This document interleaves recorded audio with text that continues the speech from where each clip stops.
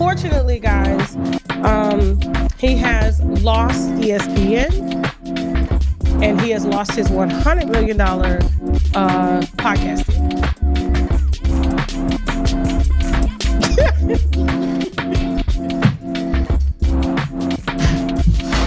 All over Zumbadusi.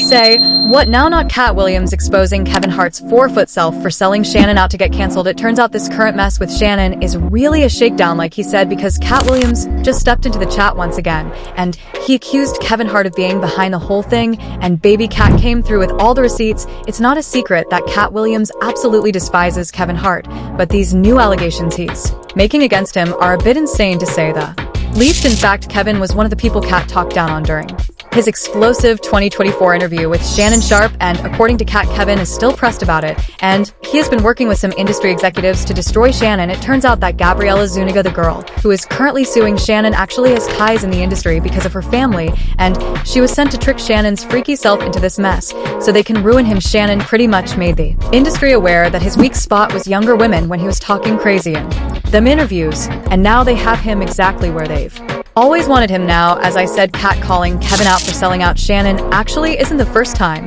he has dragged Kevin for being a sellout. He first got on Kevin's tail when he went off on him for showing up on SNL in a lace front and a dress, even after saying just a few days before that he was never going to wear a dress just to get ahead in the industry. He was asked about this around the same time almost every black male celebrity was showing up on TV in a dress just to get to the next step in their career.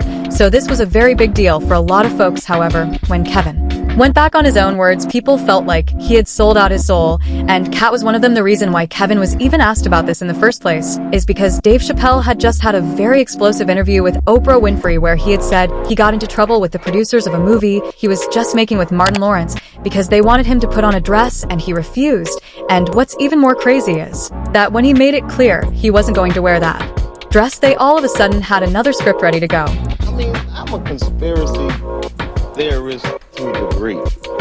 Like, when I connect dots that maybe shouldn't be connected, I don't know. But certain dots, like when I see that they put every black man in the movies in a dress at some point in their career, I'll be connecting them down like, wow, all these brothers don't wear a dress. This happened to me. I'm doing a movie with Martin. Yeah. The movie's doing good. So I walk in the trailer, I'm like, man, it must be the wrong trailer because there's a dress in here. They come in, the writer comes in, I think he's the writer, he's like, Dave, listen, we got this hilarious scene where Martin's sneaking out of jail, so he disguises you as a... and you put this dress on, and it's, huh, what? Nah, I'm not doing that, I don't feel comfortable with that. That should have been in the discussion. What?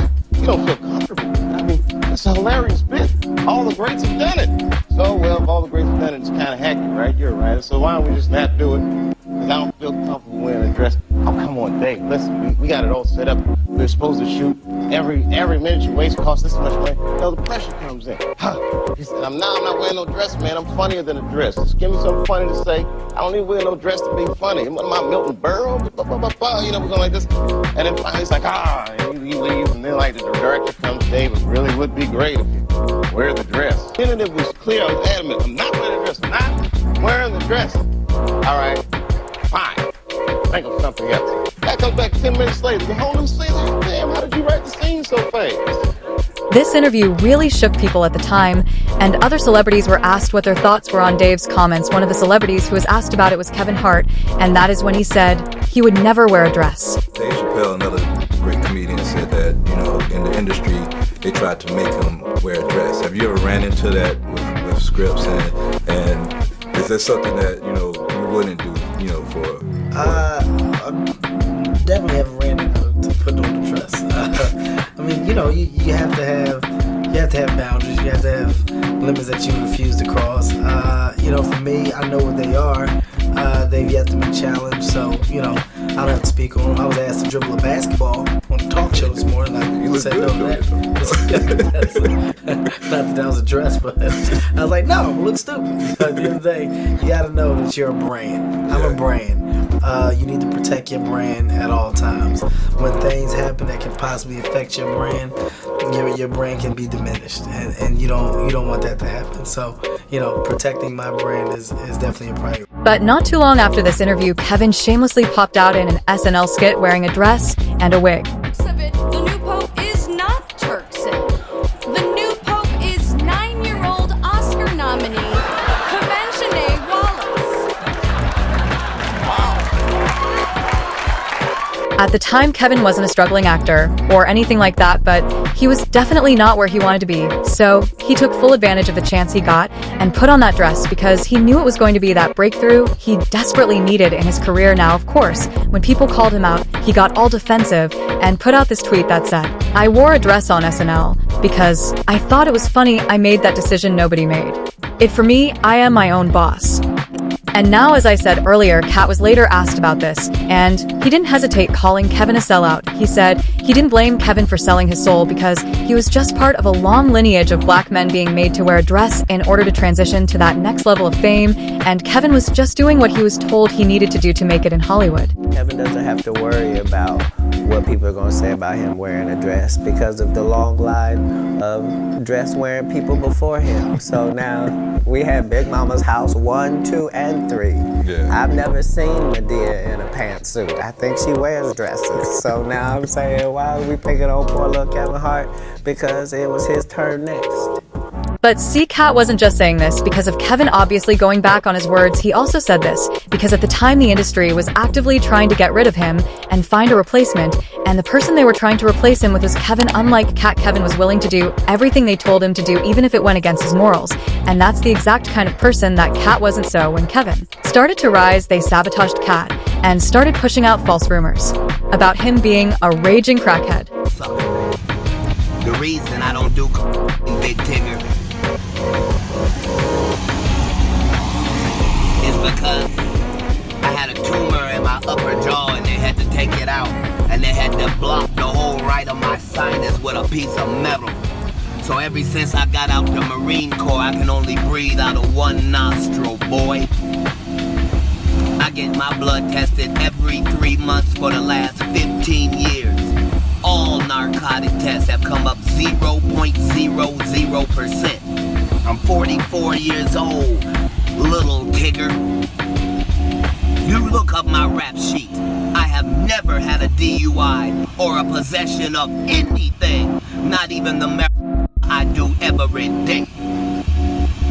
See, when you're real, you can tell the truth about it. They blackballed Katt so hard that he stopped getting any roles and had to pull back from the spotlight altogether. That was until 2018 when he made his comeback and got on Kevin's tail to expose him for the fraud he is. 6 female black comedians that I know personally that I put on tour who have a hard time getting a chicken sandwich from Chick-fil-A after they headline 7 shows at a club for $2,500 a week. But people like real, and that's why Is they that like what they it. like? They love real. Oh, because everybody's real then. So don't trip. No. Is they so ghetto? When did that become marketable? Knock it off. They like her because she want to sleep with a white man. That's why the only thing she said was, I want to give it to Brad. Now, even though Katt didn't mention Kevin in the interview, Kevin definitely felt some type of way about it. You know how the saying goes, a hit dog is going to holler.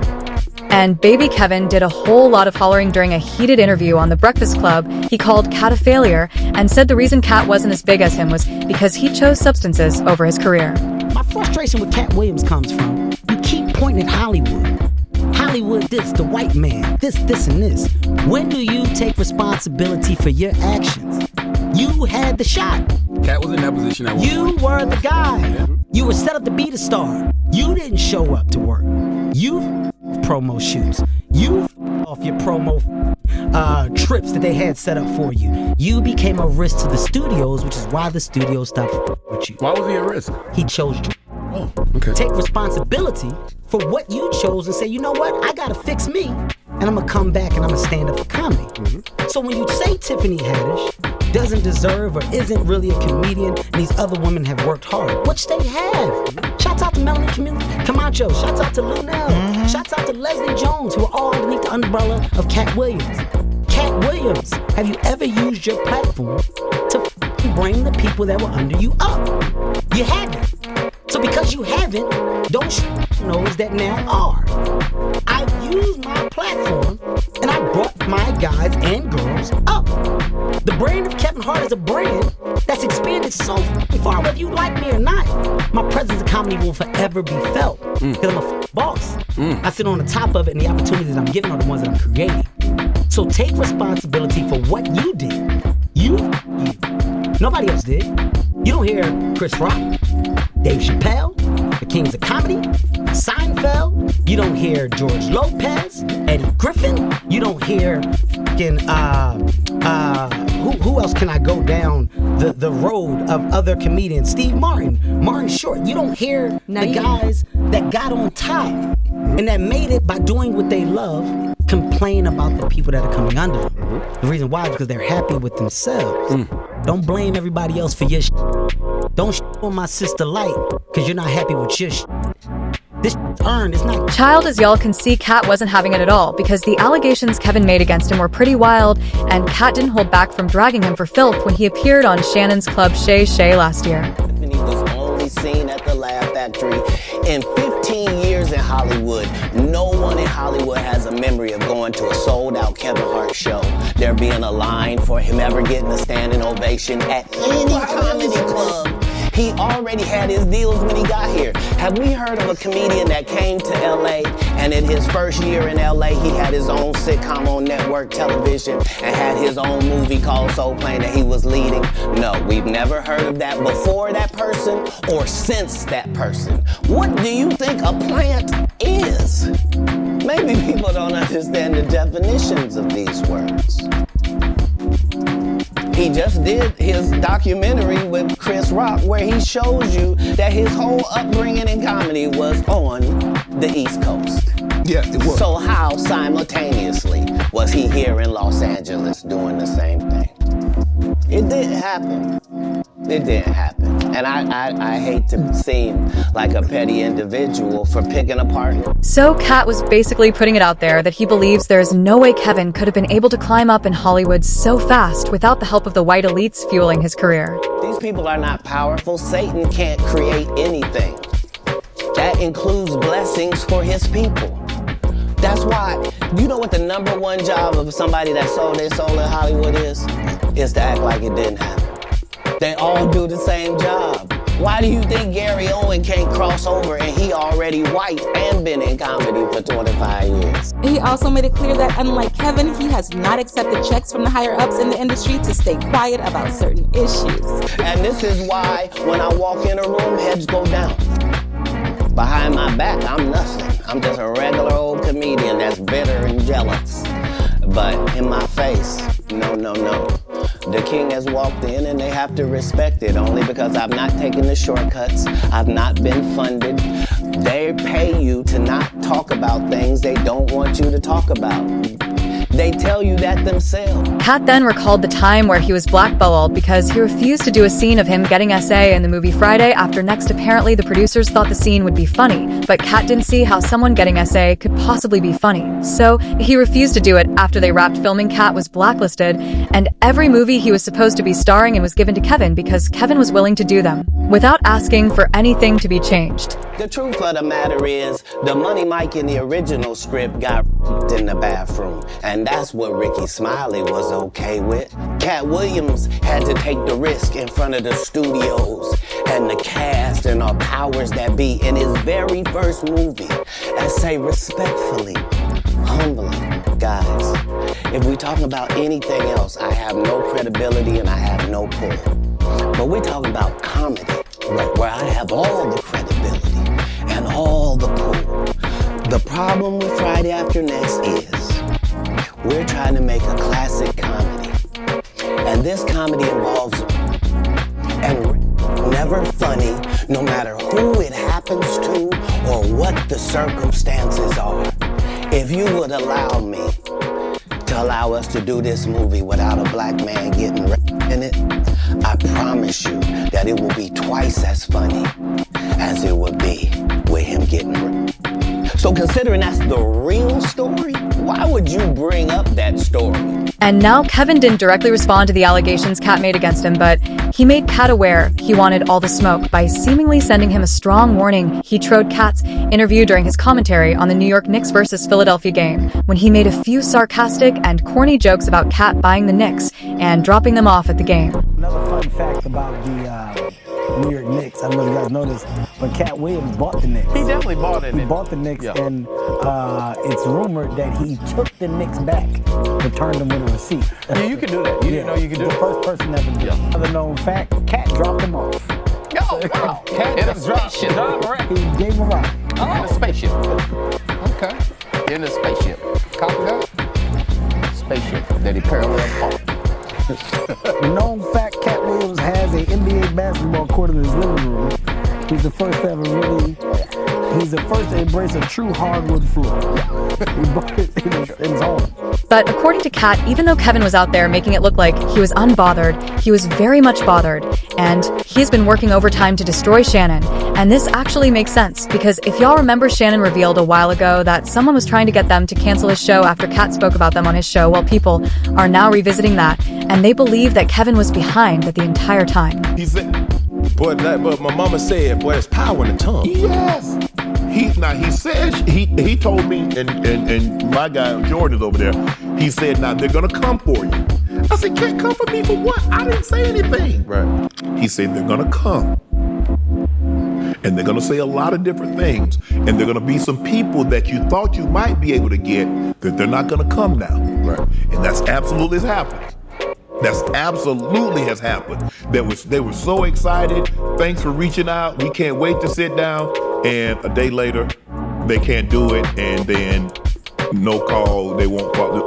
So for the song. So I argue. But it doesn't stop there, because word on the street is Kevin is also behind this new Shannon SA lawsuit, and the girl who is suing him, Gabriella Zuniga, is actually related to a popular Hollywood family jaguar. Wright was actually the one who brought up this, when she spilled the tea about Gabriella's connection to the old popular Hollywood actress Daphne Zuniga. He also skipped over the name that he dropped. She's a very unique name. Now, I'm not going to say her first name, but the family name that she holds is Zuniga. I've been researching, trying to figure out if she's related to the Hollywood Zunigas. Because Daphne Zuniga has ties in some interesting areas behind the scenes. Melrose Place actress, does anybody remember? Melrose Place, yeah, 1990s. Yeah, Daphne Zuniga. She has ties, like I said, some very interesting Hollywood ties. So you messing with this girl who's a child. This man has children older than this girl. Am I lying? It turns out that Kevin, along with some Hollywood executives, have been plotting on Shannon for years, and it was easy for them to figure out that using a young girl like Gabriella was going to help them destroy Shannon very easily. Shannon has had a lot of interviews in which he made his love for young girls very clear, and looking back, now he pretty much put it out there that he had a thing for barely legal white women. If somebody, I read a comment, I don't know why these older men want to date these young girls that can be old enough, that can be young enough to be their daughter, and don't find that creepy. I responded and say, I don't know why these women be in everybody's business and don't find that creepy. Hold on. But if Stella can get her groove back, Shay gonna get his groove back. How Shay got his groove back? Yeah. Y'all didn't say no for Stella, because I remember I went to the movie and they clapping. Yeah, child. Do it, baby. That's what I'm talking about. Yeah. Now all of a sudden, Shay trying to get his groove back is a problem. Yeah, it's a double standard. Depending on, and sometimes this is what they try to do. This is what older women try to do. Older women will guilt trip you. Baby, I'm grateful I'm not 56 and trying. What you trying to say? What you trying to say? I'm looking right at you, man. I ain't backing down. You better take your old ass and get somebody to love you. Let me tell y'all what Shannon needs. Let me tell you what my baby needs. He need him an old fat gal who can bake good cakes, make some smothered turkey wings, who gonna rub his feet at the nighttime, okay, and gonna have a sip of his cognac to make him feel better about himself when he come home at night. That's what Shannon needs. You don't need no 26-year-old girl. You don't need no 36-year-old girl. This is your auntie talking to you. Take your get your old child there that can love you old. You trying to hang out with these young bitches and you can't do it, Shannon. You just can't do it. When they want you to go for the 4th round, you looking at her like, listen, I need you want some money to go to Starbucks? Because I can't go no further. But if you get your older girl, when you get to that 4th round, she's gonna say, hold on. Let me go get you some eggs and cheese. Now, no one is saying Shannon is innocent in all this, because at the end of the day, his freaky tale is in this mess because he couldn't keep his hands off them young girls on Instagram. If he listened to Monique and got himself an old girl, it would have been much harder for the industry to wreck his career like this. As usual, people had their own thoughts, like this person who said, "Didn't anyone set this grown man up? He made his own poor choices and decisions. Now he has to suffer the consequences." The bottom line is he likes what he likes. Another person said he didn't care about his career, reputation, morals, and legacy. He has nobody to blame but himself. But now I want to know your thoughts. What do you think about Kevin allegedly having a hand in Shannon's downfall? And do y'all think Katt is right about Kevin being a sellout? Let me know your thoughts in the comment section below. And don't forget to click here to watch this other messy video.